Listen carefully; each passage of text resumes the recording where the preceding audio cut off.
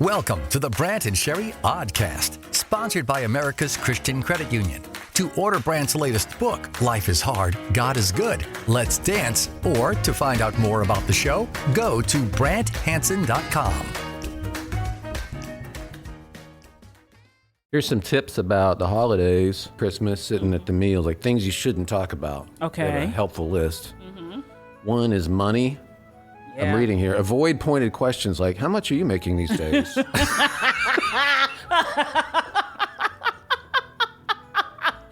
Wow, that's a rager. That'll really get the dinner going. Just jump in. Okay. Well, that's my number one question. You're taking it out of my hand. I can't. Now what? It says don't shame people for their weight. It's probably true. Another piece of pie, huh? Who does this? Do people do these things? Well, what's your take home every 2 weeks? What are you taking home?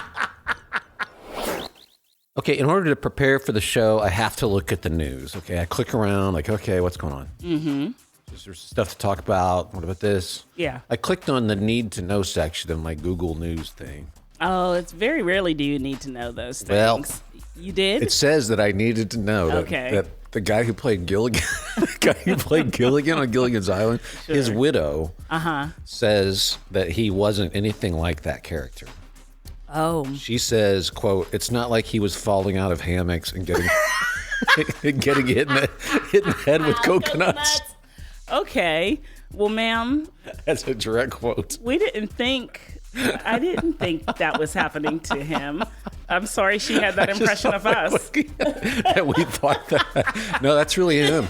That's how this guy is. He's always falling out of hammocks and getting hit by coconuts. But anyway, that's from need to know. Now you know. Now you needed it, and now you got it. There's a great word in the French, another French word. Love etymology and stuff, but the word mortgage. Okay, yeah. It means to kill off by degree. That sounds about right, yeah. Right? Like yeah. mortification or mortality. Mm-hmm. That's where that's from. And then the gauge thing is by degree. So it dies off. And I love that, thinking about this stuff in my life. And maybe you can relate to this too, but there's stuff that like needs to die off. There's things that we want that are bad, or things that we do that are deleterious to us spiritually and physically and everything. And they can die off. And I love that we can ask God to help us with that. Like, help me want this less, because I know it's not good. I want to, God, I really think he answers that affirmatively. He'll help you with that. There's a weird thing, and maybe it's social media, I don't know. But we have this thing where I feel like if you're not into something, you're supposed to hate it. Yes. There's this binary, like it's right, this. I have to hate that. Yeah. Like you could just be neutral. Like, yeah, or you can not know. People can't handle that either. Right. Like I really don't have an opinion on that. And you don't have to have everything doesn't have to be a battle. Yeah. For example, pickleball. People going off on, like, look, you don't have to play it. There's nothing wrong with it. I don't play it that much. They only have, it's fine. Like what? But you don't have to hate so it. what? You can just not play it. Right. I didn't know we were just going let to people pickleball. play pickleball. Just for the podcast. Yes. A lady that just died a day or two ago named Jill Freud. Mm-hmm. And I don't know if you ever just look at somebody's, what do you call it? The obituary. Sometimes they're so interesting. So she just died. She was from England. Okay. Actually was very young when the bombings were going on in World War II. So she had to flee London. Like, a lot of people took their kids out because they didn't want them to be killed in the bombings. So they're like, get out of here. We'll send you somewhere. So she went out, and she wound up staying with this older lady and her adoptive son named Jack, and stayed there for a couple years. And enjoyed it very much. She became an actress and a star at some level. She was even knighted. She was Lady Jill Freud. She actually married, her name's Freud because she married the grandson of Sigmund Freud, which is weird. Okay. I was wondering if there was any correlation. Yeah, it's just all kind of weird. It's all weird. But the guy she stayed with, she talked to his stepson in the early 2000s, and he said, hey, he wrote a story with you as one of the characters.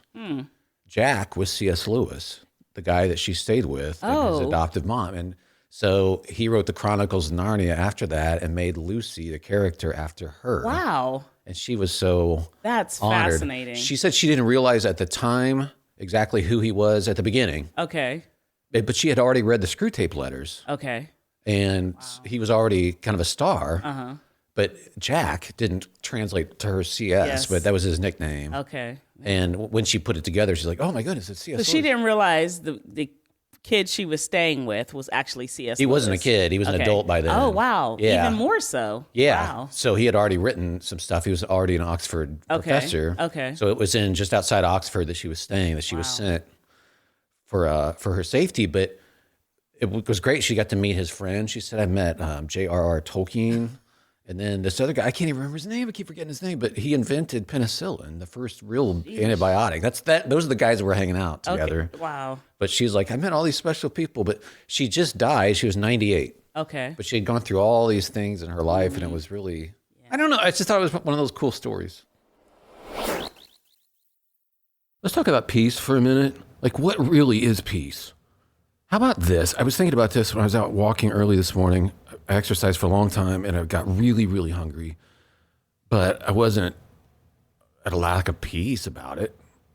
But if I didn't know where my next meal was coming and I was hungry, that'd be a different thing. Yeah. There's a big difference between having knowledge of abundance in life and not having knowledge of it, right? And peace, I think, is an awareness. I've heard it put this way, actually, that it's an awareness of abundance in life. Psalm 23:1, the Lord is my shepherd, I lack nothing. Like, everything else is temporary, we know that. But if you're dealing with knowing deep down that you have what you need, ultimately, well, the temporary stuff just doesn't affect you the same way it might others. Hey, this is Brant. And have you ever thought about what banks are doing with your money? Honestly, I hadn't thought much about it until somebody pointed it out. Your money's not just sitting there. They use it to do stuff they want to do, whatever it is they want to do. And this is why I'm actually excited to put my money to work at something called America's Christian Credit Union. You can get all the conveniences of your bank, like loans, saving, checking, debit cards, all that. But America's Christian Credit Union is a nonprofit that puts our money to use for good stuff. Stuff I like. You might say, what kind of stuff? I'll tell you, they helped fund more than 2,000 adoptions so far. They work with more than 1,200 ministries. They help churches and schools with loans. They support centers for women in crisis. I like that, and I think you will too. Been really happy with them. So talk to them. Even if you need a car loan or something, they're great to work with, and they do all this stuff. America's Christian Credit Union. They have a special deal going too. If you go to americaschristiancu.com/Brant. Again, americaschristiancu.com/BRANT. Oh, look at this. We have breaking animal news. We need to get this on the air immediately. Oh, do we? What I just learned about ostriches, pretty cool. Two things. Number one, get They're off. mean. Did you know that? They Wow. are mean. You know who else is mean? You're not denying it. Okay, look, can I Sure, do the yes, news? go ahead, Brant. I'm sorry. We have the opinion part with you. Number one, Crossfire. you may not know this. They don't bury their heads in the sand. That is it's not true. No ostrich ever does that. What they do is they hunker down. They lie down on the sand and they try to make themselves look like a weed or something. Like they're all fuzzy and they scrunch together. That's all. It's for protection. Yeah. Secondly, you know what's really awesome? They're really good at camouflage. So the black feathered males at night will guard the eggs, sit on the eggs. But during the day, the moms are more brown color. They blend in with the sand. All right. That's kind of cool. Yeah. I think we need to recognize that instead of just, oh, they're mean. People on the street, they don't know what they're talking about. They're just like, oh, they're mean, you know, but they're not speaking out of knowledge. That's my point. Yeah, we're talking about real peace. What is real peace? And I think this is a good definition. It's an awareness of abundance. It's not the lack of problems. Because you could work to make that happen, set up just the perfect day where you got nothing to worry about. Everything's perfect. Everything's just taken care of. We have no more financial concerns. I feel great. Everybody's thinking like, it may never happen. It's not the absence of problems, not the absence of conflict, not the absence of things that can be anxiety producing for everybody else. Like, it's this awareness of the abundance of God. And that ultimately you're playing from a really, really strong hand because he owns the cattle on 1,000 hills and he's got your back. Still might write this book at some point called Sick Burns of the Bible. Yes, we get a lot of people who like to comment on that. A lot of good ones. Yes, we do get a lot of good ones. Got this one from Jackie, who listens to the show. She found one in Isaiah. Because I know, Isaiah. Yeah.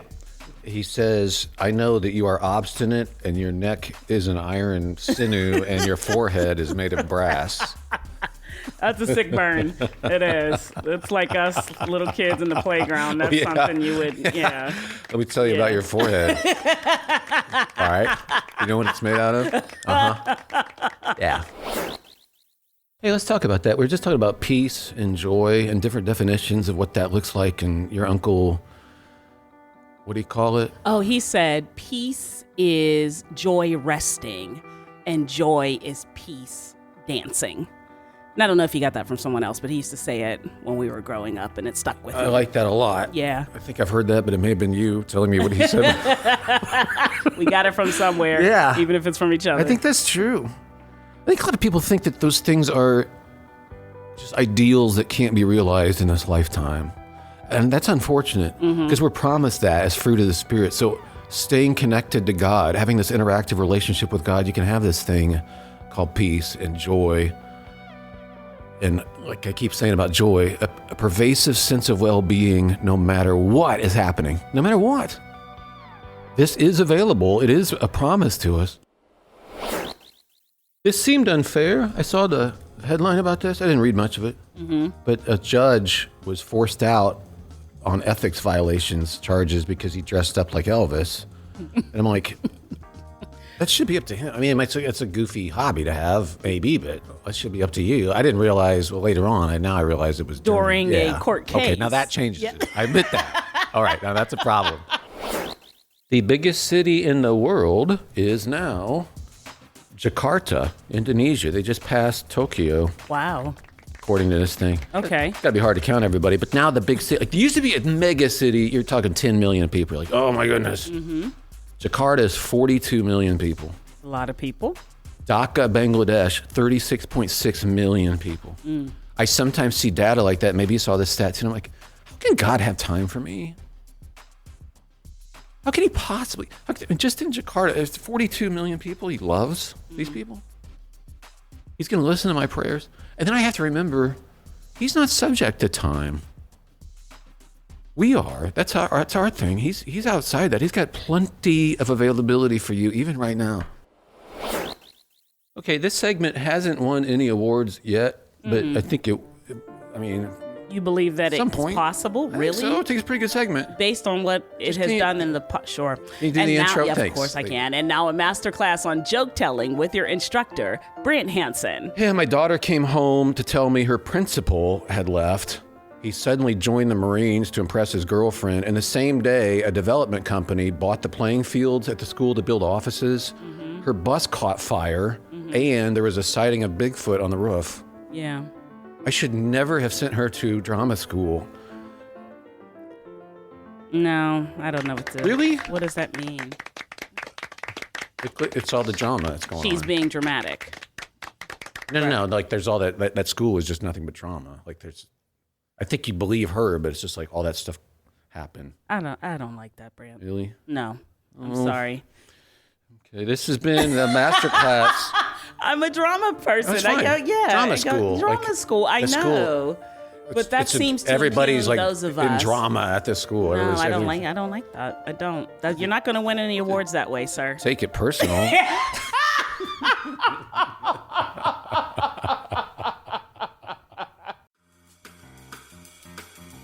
The Brant and Sherry Oddcast, sponsored by America's Christian Credit Union.